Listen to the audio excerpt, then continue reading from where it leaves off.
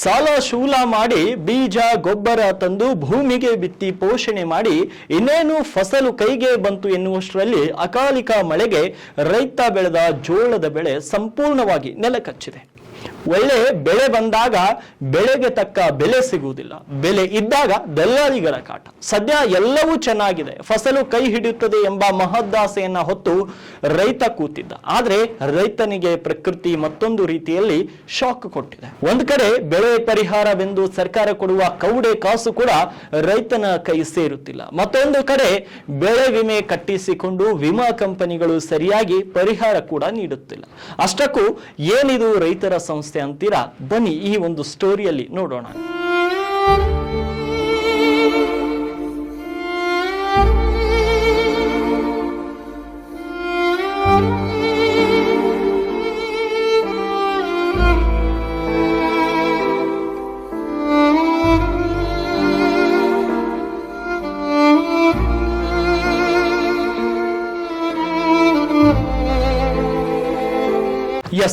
ಇದು ಬೈಲರ್ ತಾಲೂಕಿನ ಟಿ ಮಿರ್ಜಾಪುರ ಗ್ರಾಮದ ರೈತರ ಕಣ್ಣೀರಿನ ಕತೆ. ಇದು ಕಳೆದ ವಾರ ಸುರಿದ ಆಲಿಕಲ್ಲಿನ ಮಳೆ ಹಾಗೂ ಬಿರುಗಾಳಿಗೆ 4-5 ದಿನಗಳಲ್ಲಿ ಕಟಾವು ಮಾಡಬೇಕಿದ್ದ ಜೋಳ ನೆಲಕಚ್ಚಿದೆ. ಟಿ ಮಿರ್ಜಾಪುರ ಗ್ರಾಮದ ಸುಮಾರು 100 ಎಕರೆ ಭೂಮಿಯಲ್ಲಿ ಬೆಳೆದ ಜೋಳ ನೆಲಕಚ್ಚಿದ್ದು ಗ್ರಾಮದ ರೈತರು ಮಳೆರಾಯನ ಈ ರುದ್ರ ನರ್ತನಕ್ಕೆ ಅಕ್ಷರಶಃ ಕಂಗಾಲಾಗಿ ಹೋಗಿದ್ದಾರೆ.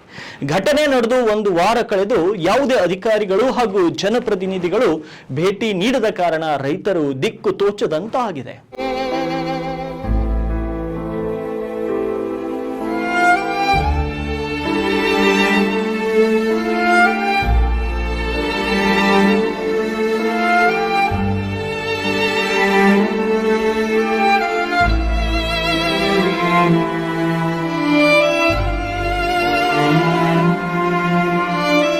ಕಳೆದ ವರ್ಷ ಸುರಿದ ಮಳೆಯಿಂದ ಉದ್ದು ಹಾಗೂ ಸೋಯಾ ನೀರು ಪಾಲಾಗಿ ಹೋಯಿತು. ಈಗ ಬೇಸಿಗೆಯಲ್ಲಿ ಜೋಳ ಹಾಕಿದ್ರೆ ಇದು ಕೂಡ ಮಳೆಯಿಂದ ನಾಶವಾಗಿ ಹೋಗಿದೆ. ಸಾಲ ಮಾಡಿ ಬೆಳೆದ ಬೆಳೆ ಹೀಗಾದ್ರೆ ರೈತರು ಏನು ಮಾಡಬೇಕು? ಮಣ್ಣು ಮೊಳಕೆ ತುಂಬಿರುವ ಜೋಳವನ್ನ ಏನ್ ಮಾಡಬೇಕು? ಸರ್ಕಾರ ಈ ನಷ್ಟದ ಪರಿಹಾರವನ್ನ ನೀಡಬೇಕು, ಇಲ್ಲದಿದ್ರೆ ರೈತರನ್ನ ಮಣ್ಣಲ್ಲಿಯೇ ಹಾಕಲಿ ಅಂತ ರೈತ ಶಾರದಾಂಬೆ ಉತ್ತರ ಕರ್ನಾಟಕ ಸುದ್ದಿವಾಹಿನಿಗೆ ತಮ್ಮ ಅಳಲನ್ನ ತೋಡ್ಕೊಂಡಿದ್ದಾರೆ. ಈ ಕರಿ ಉದ್ದ ಹಾಕ್ದೇವು, ಉದ್ದ ಹೋಯ್ತು ಹಳ್ಳದ ಪಾಲ. ಸೋಯಾ ಹಾಕ್ದೇವು, ಸೋಯಾ ಹೋಯ್ತು. ಈಗ ಜೋಳಾರ ಬ್ಯಾಸ್ಗ್ಯಾಗ ಹಾಕಾರ ಅಂದ್ರೆ ಜೋಳ ಬಿ ಹೋಯ್ತು. ಸಾಲ ಹೊರಗ್ ಮಾಡಿ ಹಾಕ್ದೇವು ಹೊಲಕ್ಕೆ. ಈಗ ಮಂದಿ ಬಿ ಕೊಯ್ಲಕ್ ಬರಲ್ಲ ಹೊಂಟರು. ಮಣ್ಣು ತುಂಬೆ ಜೋಳದಾಗ ಮಳಕಿ ಹೊಂಟಾವ. ಏನ್ ಮಾಡಂತ್ರಿ ಹೇಳ್ರಿ?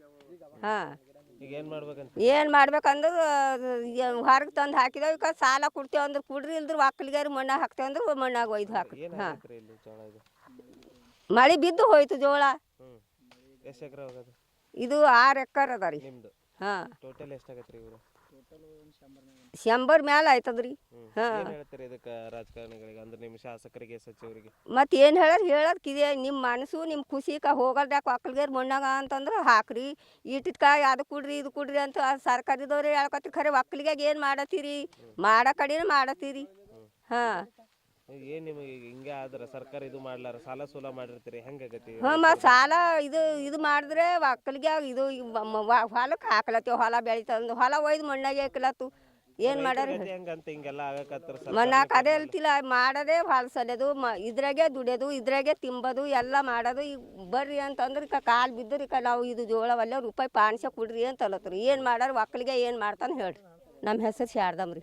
ಅಕಾಲಿಕ ಮಳೆಯಿಂದ ಗ್ರಾಮದ 100 ಎಕರೆ ಜೋಳ ನೆಲಕುರುಳಿ ಮಣ್ಣು ಪಾಲಾಗಿದ್ದು ಮೊಳಕೆ ಕೂಡ ಬಂದಿವೆ. ಕೆಲಸಕ್ಕೆ ಆಳುಗಳನ್ನ ಕರೆದರೂ ಕೂಡ ಯಾರೂ ಬರುತ್ತಿಲ್ಲ. ಅಷ್ಟರ ಮಟ್ಟಿಗೆ ನಮ್ಮ ಬೆಳೆ ಹಾಳಾಗಿದೆ. ಅದರಿಂದ ಕ್ಷೇತ್ರದ ಶಾಸಕರಾದ ಶೈಲೇಂದ್ರ ಬೆಲ್ದಾಳೆ ಹಾಗೂ ಉಸ್ತುವಾರಿ ಸಚಿವ ಐಶ್ವರ್ ಖಂಡ್ರೆ ನಮಗೆ ಪರಿಹಾರ ನೀಡಬೇಕು, ಇಲ್ಲದಿದ್ರೆ ನಾವು ಅನ್ಯ ಮಾರ್ಗ ಹಿಡಿಬೇಕಾಗುತ್ತದೆ ಅಂತ ರೈತ ಆಕಾಶ್ ತಿಳಿಸಿದ್ದಾರೆ. ಇದು ಜೋಳ ಲಾಸ್ ಆಗ ಸರ್. ಇದು ಅಕಾಲಿಕ ಮಳೆಯಾಗಿ 100 ಎಕರೆ ಪೂರಾ ಲಾಸ್ ಆಗ ಸರ್. ಹಂಗೆ ಮೊಳಕೆ ಬಿ ಬಂದ ಸರ್. ಈಗ ಮೊಳಕೆ ಬಿ ಬಂದ ಸರ್. ಇದಾಗ ಮಣ್ಣು ಉಕ್ಕದ ಸರ್. ಕೂಲಿ ಹೆಣ್ಮಕ್ಳು ಸುದಕ್ಕೆ ಬರೋ ಹೊಂಟಿಲ್ಲ ಸರ್. ಇದಕ್ಕೆ ಕಡ್ಕೊಂಡು ಹೋಗ್ರಿ ಅಂದರು. ಇದೇನು ಕರನ್ ಜೋಳ ಆಗವ, ಮಣ್ಣು ಉಕ್ಕದ.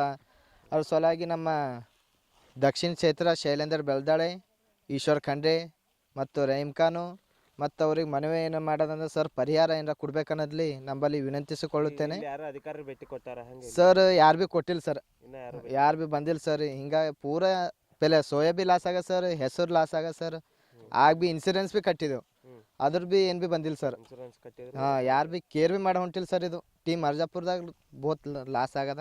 ಹಿಂಗಾದ ರೈತರ ಗತಿ ಹೆಂಗ? ಹಾಂ ಸರ್, ಆತ್ಮಹತ್ಯೆ ಮಾಡ್ಕೋಬೇಕತ್ತೆ ಸರ್. ಸಾಲ ಭೇದ ಮಾಡಿ ಪೂರಾ ಇದು ಹೊಲಕ್ಕೆ ಹಾಕಿದೆವು. ಮ್ಯಾಗಿನ ನೀರು ಮಳೆ ಬಿದ್ದು ಆಗ ಬಿ ಹೋಯ್ತು ಸರ್, ಈಗ ಬಿ ಹೋಯ್ತು. ಹಂಗೆ ನಮ್ಮದು CM ಅವ್ರಿಗೆ ಬಿ ಹೇಳ್ಬೇಕಲ್ಲಂತ ನಮ್ಮಲ್ಲಿ ಈಶ್ವರ್ ಖಂಡ್ರೆ ಅವ್ರು ಮನವಿ ಮಾಡ್ಕೋಬೇಕು. ಹಂಗೆ ಏನಾರ ಪರಿಹಾರ ಕೊಡ್ಬೇಕನ್ಲಿ ವಿನಂತಿಸಿಕೊಳ್ಳುತ್ತೇನೆ. ಇಲ್ಲಿ ಪೂರಾ ಜನ ಬಿ ಬರೋ ಹೊಂಟಿಲ್ಲ ಸರ್ ಜೋಳ ಕಟ್ ಮಾಡ್ಲಾಕ. ಇಲ್ಲಿ ಜೋಳ ಬಿ ಕಟ್ ಮಾಡ್ಲಾಕ ಯಾರು ಬಿ ಹೊಂಟಿಲ್ಲ ನಮ್ಮ ಹಂಗೆ. ಮತ್ತು ಇದು ಜೋಳ ಒಂದೇ ಆಗಲಿ, ಇದು ಕಡೆ ಮತ್ತು ಬಾಜು ಮಾನ್ ಗಿಡ ಆಗಲಿ ಅವು ಬಿ ಸರ್ ಲಾಸ್ ಆಗ.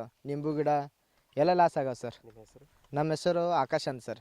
ಒಂದೆಡೆ ಆಳುವ ಸರ್ಕಾರಗಳ ನಿರ್ಲಕ್ಷ್ಯದಿಂದ ರೈತರು ನಿತ್ಯ ಪರದಾಡುತ್ತಿದ್ದಾರೆ. ಮತ್ತೊಂದೆಡೆ ಪ್ರಕೃತಿಯಲ್ಲಿನ ದಿಢೀರ್ ಬದಲಾವಣೆಗಳು ರೈತರನ್ನ ಇನ್ನಷ್ಟು ಸಂಕಷ್ಟಕ್ಕೆ ಸಿಲುಕಿಸಿವೆ. ಉಸ್ತುವಾರಿ ಸಚಿವ ಈಶ್ವರ್ ಖಂಡ್ರೆ ಹಾಗೂ ಶಾಸಕ ಶೈಲೇಂದ್ರ ಬೆಲ್ದಾಳೆಯವರು ಈ ಸುದ್ದಿ ನೋಡಿದ ನಂತರವಾದರೂ ಆ ರೈತರ ಹೊಲಗಳಿಗೆ ಭೇಟಿ ನೀಡಿ ಆ ರೈತರ ಕಣ್ಣೀರು ಒರೆಸುವ ಕೆಲಸ ಮಾಡಲಿ ಅನ್ನೋದು ನಮ್ಮ ಆಶಯ.